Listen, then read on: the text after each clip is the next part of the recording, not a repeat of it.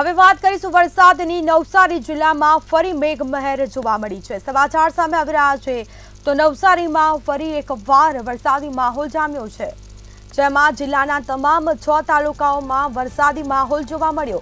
શહેરી સહિત ગ્રામ્ય પંથકમાં પણ ધીમી ધારે વરસાદ શરૂ થયો છે। કેટલાક વિસ્તારોમાં હળવા વરસાદી ઝાપટા પણ આવ્યા છે।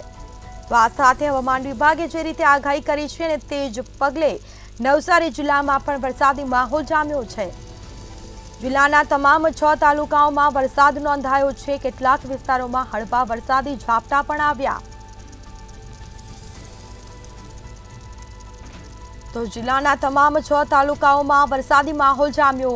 શહેરી સહિત ગ્રામ્ય વિસ્તારમાં ધીમી ધારે વરસાદી માહોલ જોવા મળ્યો હતો। તો કેટલાક વિસ્તારોમાં હળવા વરસાદી ઝાપટા પણ આવ્યા। નવસારી જિલ્લામાં ફરી એકવાર મેઘરાજા મહેરબાન થયા છે। વહેલી સવારથી જ કાળા ડિબાંગ વાદળો સાથે વરસાદની શરૂઆત થઈ હતી।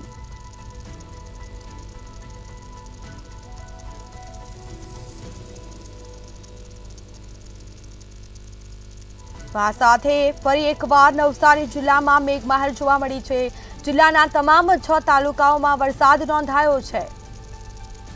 શહેરી સહિત અનેક વિસ્તારોમાં વરસાદી માહોલ, શહેરી સહિત ગ્રામ્ય પંથકમાં પણ વરસાદી માહોલ જામ્યો છે।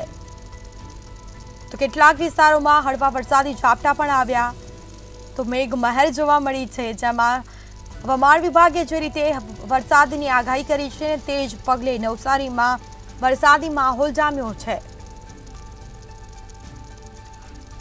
તો વધુ વિગતો સાથે સંવાદદાતા ઋષ્યંત શર્મા ફોન લાઈન પર જોડાઈ ગયા છે। જી, હવામાન વિભાગની આગાહીના પગલે નવસારી જિલ્લામાં ફરી એકવાર મેઘરાજા મહેરબાન થઈને વરસી રહ્યા છે, શું માહિતી?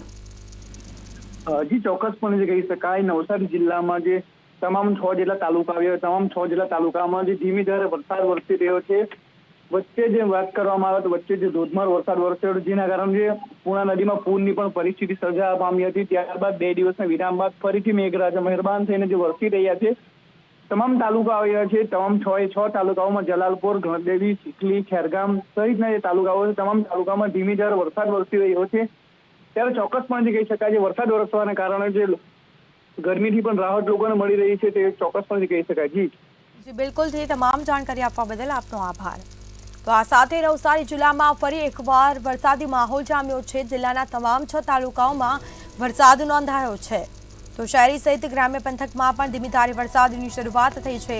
વહેલી સવારથી એકાએક વાતાવરણમાં પલટો આવ્યો। કાળા ડિબાંગ વાદળો સાથે મેઘરાજા મહેરબાન થઈ અને વરસી રહ્યા છે।